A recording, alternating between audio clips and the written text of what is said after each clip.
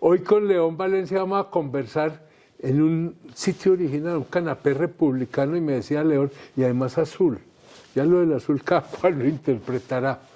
Presentar a León yo creo que no tiene mucho sentido hoy, es una persona bien conocida, una persona muy presente en el debate nacional, una persona que conoce muy bien las realidades de este país, lo que sucede por encima de la mesa y lo que sucede por debajo de la mesa.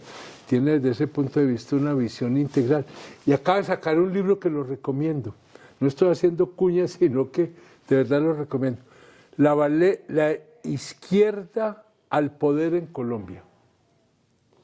Yo creo que León nos puede dar muchas pistas sobre eso, porque lleva una vida buscando precisamente que la izquierda llegue al poder en Colombia. O sea que, León, vamos para adelante y empecemos de una. Gracias por esta conversa. Juan, muchas gracias por esta invitación a conversar y siempre estoy muy en casa en las dos orillas. Es que usted es una de las orillas, ¿cierto? Usted es una de las orillas. Entonces, León, hay una cuestión que a mí me ha interesado y es cómo puede uno, por fuera de los esquemas convencionales, entender lo que es la izquierda y la derecha, que vos pones en plural, las izquierdas y las derechas. Y encontré un párrafo en este libro que te lo voy a leer porque de pronto nos da pie para empezar esta conversación. Y dice así: el agua divisoria, ¿sí?, entre izquierdas en plural y derechas en plural son los derechos y deberes. Las izquierdas hacen un mayor énfasis en los derechos ciudadanos frente al Estado y la derecha en los deberes. Para que es un tema interesante, sobre todo hoy creo que tiene mucha vigencia con todos estos replanteamientos que está sufriendo la política en el mundo, en Colombia, en América Latina, y que tiene que ver de alguna manera, no sé si con realinderamientos o clarificaciones de derechas e izquierdas. Dale un poquito a eso a ver cómo podemos precisar algo que considero que de verdad que es muy importante.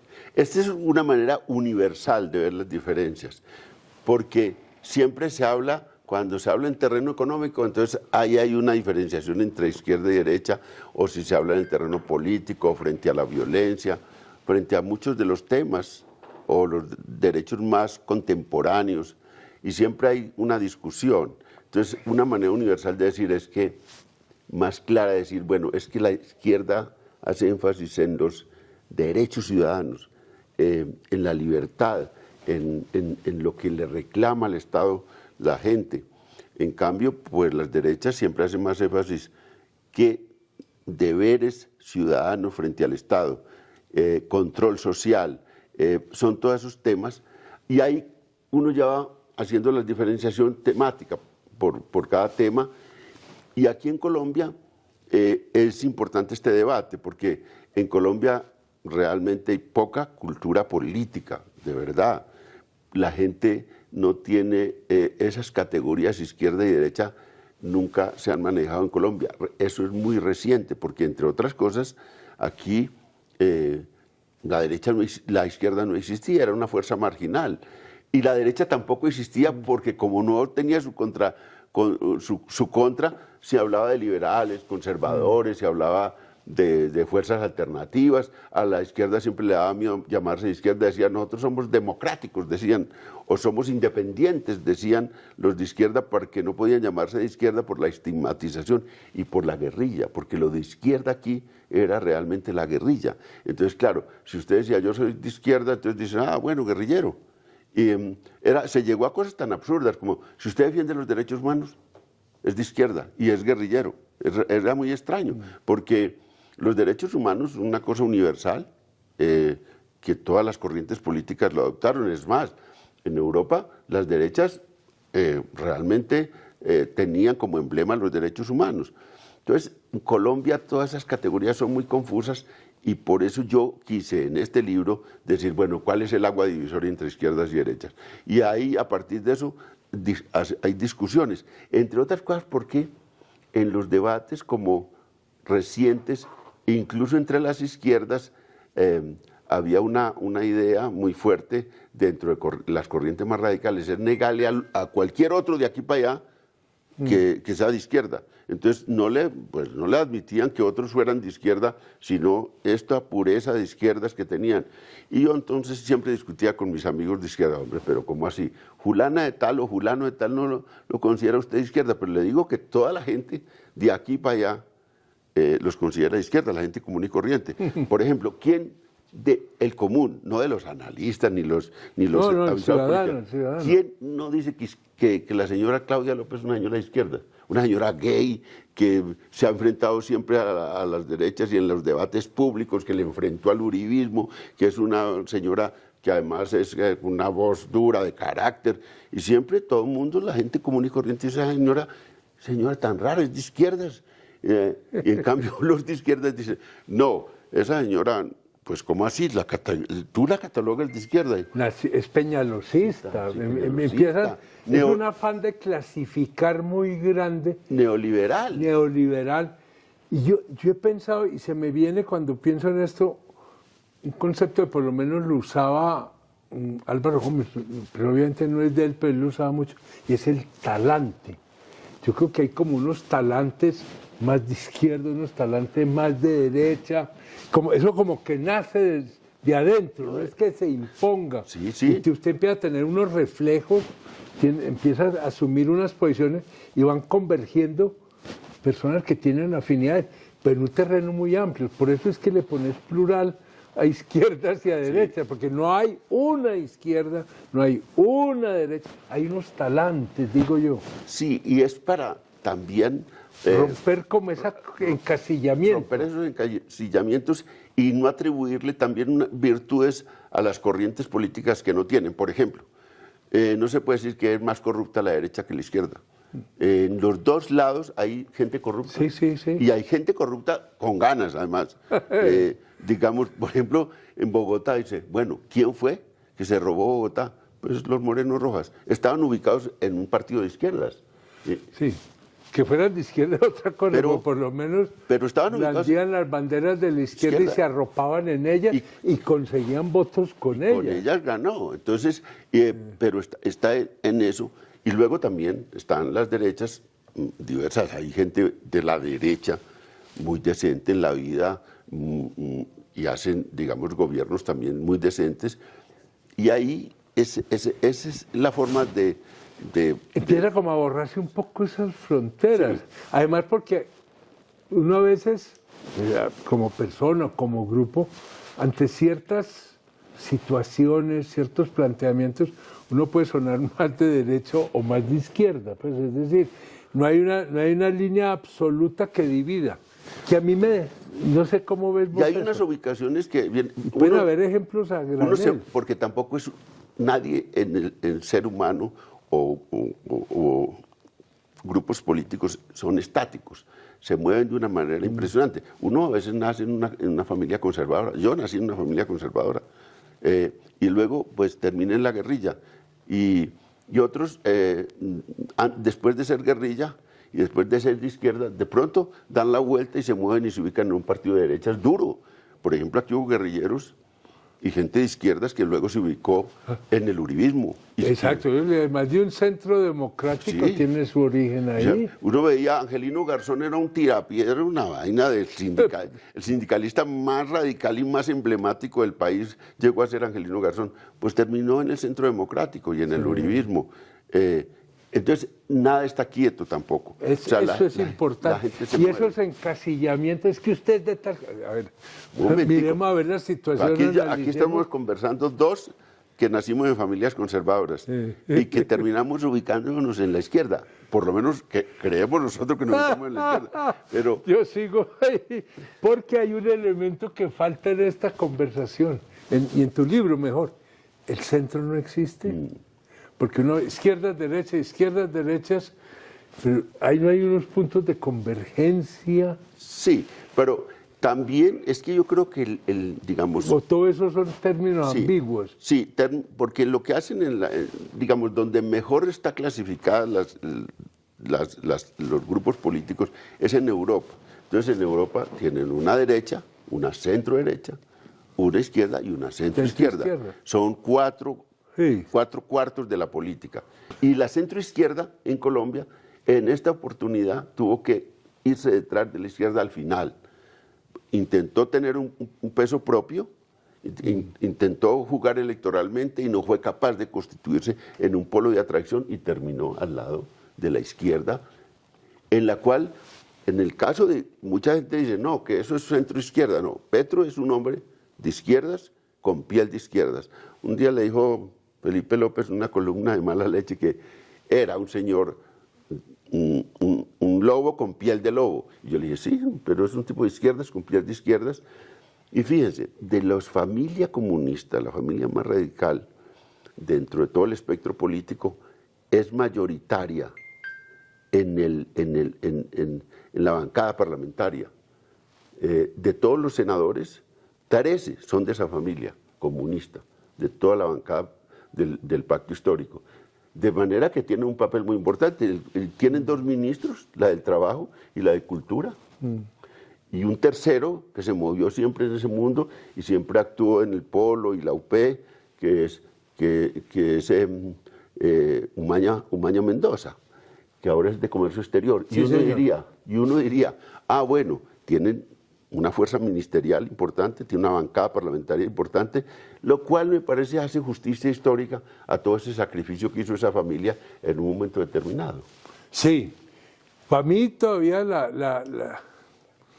¿cómo decir? El perfilamiento del gobierno Petro que está todavía en proceso, precisamente porque es que recogió fuerzas de tantas procedencias. Yo para escribir una columna y dije, esto me suena al sancocho nacional que armó el M cuando el proceso de paz de Betancourt, ¿cierto? Ojalá no indigeste ese sancocho nacional. Pero la política es así. La política, vos dijiste ahora una cosa que es dinámica. Yo creo que lo que no se puede tener son posiciones dogmáticas y andar encasillando, sino a medida que las situaciones se van dando, pues las posiciones se van definiendo. Leyendo la definición con la que empezamos a hablar y pensando mucho en procesos que estamos viendo en Colombia y muy fuertemente en Chile, ¿cierto? Cuando se hace una reivindicación radical de que son los derechos, que es la Constitución del 91 nuestra, es una Constitución garantista. Sí. Desde ese punto hasta donde tiene unos visos, a mí no me gusta la izquierdista, es democrática. Lo que pasa es que democracia y pues, tienden a confundirse. ¿Qué veo yo ahí? Y es que cuando se pone como centro la defensa de los derechos básicos, ¿cuál es el riesgo? Que vaya uno avanzando hacia unos escenarios, unas dinámicas políticas que son como identitarias. Lo que empieza es a destacarse esos elementos en común que tienen grupos, llámense jóvenes, llámense campesinos, llámense LGBT, llámense negros, llámense indígenas, ¿sí? Esa reivindicación es fundamental. ¿Cuál es el peligro? Que se encierre en sí misma y pierda de visión el sentido de que de todas maneras se hace parte de una unidad. Aquel elemento del discurso unitario, solidario, del discurso nacional, yo siento que empieza a desaparecer. La democracia permite que en algún momento la sociedad requiera hacer énfasis en los derechos y le vota a la izquierda. Eso siempre es temporal, porque, digamos, hay una ausencia de reconocimientos. Sí. Entonces, claro, la sociedad le vota a la gente que dice, nosotros somos los que vamos a defender esos derechos, vamos a que se hagan realidad. Y ese es un momento, y siempre es un momento, es una cosa. Luego viene que, oiga, la sociedad, pero ya se garantizaron un poco de derechos, la sociedad se movió un tiempo en esa línea, cuando de pronto dice, no, nosotros necesitamos más orden, más control social, necesitamos que la gente respete más el Estado y los derechos y los deberes frente al Estado y frente a los demás seres humanos, y le vota a la derecha. La sabiduría es que el equilibrio en la sociedad viene, por un lado, porque se alternan izquierdas y derechas de acuerdo a los momentos de las sociedades. Sí. Y el equilibrio viene también porque aún en el momento en que la gente está pidiendo énfasis en los derechos y vota a las izquierdas, entonces está ahí de oposición la derecha para irle todos los días controlando que no vaya tan lejos. Pero a mí se me quedó dando vueltas una cuestión, y es que vos decís que ligás el tema derecha, deberes, Estado. Y yo creo que sí, hay deberes con el Estado, pero también hay deberes con la ciudadanía, con los otros, ¿cierto? No es solamente lo mío, no es solamente mis derechos, sino tenemos también deberes entre todos. Es decir, ahí nuevamente lo que vos decías, simplemente quiero enfatizar el punto, son como equilibrios, ¿cierto? En este momento había un déficit de reconocimiento de derechos, estamos en el apogeo de los derechos, pero ojo que no se nos olvide que están los deberes porque hacemos parte de un todo social, o si no, lo que decía ahora, acabamos en unos enfeudamientos. Ojalá esto tenga la dinámica para poder ir a partir de eso, recoger y replantear, porque viene un nuevo sentido de unidad, una unidad a partir del reconocimiento de los derechos, no de la imposición. Y es aceptar que ni un partido, no existe un partido que represente a toda la nación. No, no. Son la suma de los diferentes Eso partidos. en los regímenes totalitarios, que votan el 97%. No existe. Pero en democracia, no. Y entonces el ánimo, pues, y está bien, cada uno tiene que hacer su tarea. Cuando uno le preguntan, bueno, pues la tarea de la oposición es todos los días criticar al gobierno. Y hacer propuestas. Y hacer propuestas. Construir alternativas. Para buscar alternativas. La tarea del gobierno es defenderse. Y cumplir lo que digo. Y cumplir y gobernar. Que ahora, la promesa y el acto si usted ve a político. un gobernante que sale todos los días a decir, oiga, no, sí, la cagué, no, está jodido. ¿No? Eso, se le aceptan una vez, pero eso no. Eso tiene que salir todos los días a ponerle la cara y a hacer énfasis también en sus éxitos y a minimizar sus fracasos. Y la oposición hace lo contrario, exagera los fracasos del gobierno y minimiza sus éxitos, porque ese es el papel de la oposición. Y eso no nos debe extrañar. El opositor pues se toma el café más amargo ahí al lado del Parlamento y entra al Parlamento un poco toreado. Y entonces tal. Y para hacer eso, y el buen opositor es el que más pone el foco en los errores del gobierno. Ese es el gran opositor. Había un parlamentario aquí que era fabuloso, que es Robledo, Jorge Enrique Robledo. Él siempre encontraba el lado más jodido, más llevado al gobierno y la falla del gobierno, y siempre con una gran oratoria, una gran capacidad de persuasión. Y estructuración del discurso. Y por eso casi siempre se le votaba a él como el mejor parlamentario. Claro. Porque siempre, incluso entre los parlamentarios decían, este señor es el mejor, porque hacía desde el lado de la oposición unos debates muy interesantes. Hace mucha falta en el Congreso él. Y así es la vida, digamos. Hoy, pues estamos en por primera vez. Es que la cosa triste en Colombia era que no había esa posibilidad de que la izquierda fuera gobierno. Eso se los cercenaron a la izquierda hasta que por fin llega un presidente de izquierda al poder. Y estamos viendo la derecha que nunca ha tenido, digamos, un ejercicio de oposición verdadera con un contrario, porque tuvo realmente una oposición muy dura el uribismo con Santos, pero en el terreno de la paz, porque en el terreno económico coincidían mucho, en los otros terrenos coincidían, pero había una diferencia que era el de la paz. En cambio, con Petro la derecha, digamos, va a tener unas diferencias de cabo a rabo, porque el señor está con una agenda de reformas grande, importante desde la izquierda. Bueno, va a intentar hacerla, pero como una política no hace lo que quiere sino lo que puede. Vamos a ver qué tanto es capaz, porque depende de muchos factores. De eso que ocurrió en Chile, el momento, depende de la correlación de fuerzas, depende también de la calidad de las reformas, de la persuasión y de la capacidad de comunicarla y de ganar mayorías y de mantener mayorías alrededor de eso. Apenas está en un mes, en su luna de miel, de manera que la cosa todavía no se sabe.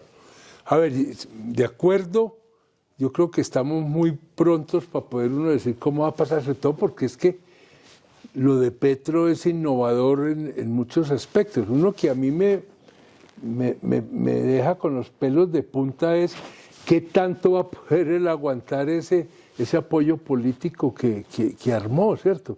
Por eso creo que el gobierno tiene mucho afán de sacar rápido los proyectos porque esta luna de miel no va a ser eterna. La política es así, lo que vos decís, eso va y viene, y la política tiene un ingrediente siempre de oportunismo muy grande, independientemente del color político, ¿cierto? De la ideología. Vamos a mirar esa parte. Yo haría aquí una observación. Esto que estamos viviendo es el fruto, creo que, de dos momentos muy importantes en la historia del país: la Constitución del 91 y el proceso de paz. Porque es que hasta ahí era la satanización de cualquier crítica. Entonces una voz de protesta inmediatamente era satanizada o era perseguida o por lo menos era replegada, y esto permitió que hubiera como una especie de primavera de opiniones, y en esa primavera de opiniones aparece esta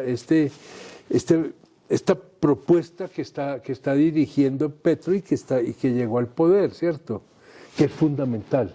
Sí, es fundamental. Sí, esto tiene como un hilo largo, sí, que arranca en la Constitución del 91 y en el Acuerdo de Paz del M-19 en ese momento y de otras organizaciones guerrilleras, y pasa estos 30 años, 30 y pico de años, hasta que llega también el proceso de paz con las FARC, y llegan otros fenómenos, el estallido social, la pandemia, sí, y una decadencia del proyecto político uribista, y todo eso se le alinearon todos los astros a Petro para ganar.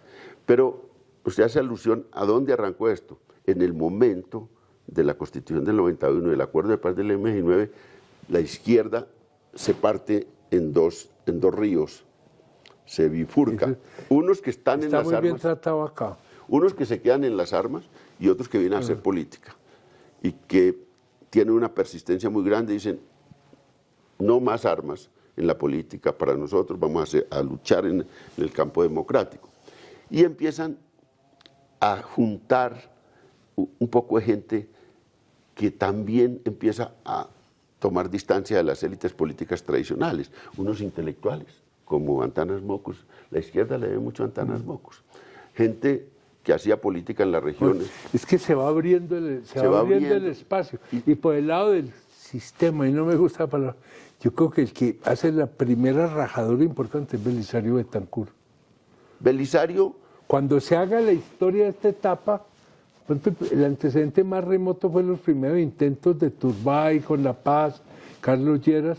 Belisario, yo creo que el mismo trabajo de Andrés Pastrana es importante, porque ahí como que finalmente quedó cerrada la posibilidad de que esto pudiera salir por lucha armada, ¿sí? Sí, Belisario... Álvaro Uribe, todos fueron construyendo un proceso que desemboca en lo que estamos. Sí, digamos, Belisario es una persona que intuye y ve más que viene una guerra muy, muy grande y trata de parar esa guerra. Con buena voluntad. Sí, que apenas está incipiente. Él entonces ofrece un proceso de paz, ofrece una amnistía general y sin condiciones. Total.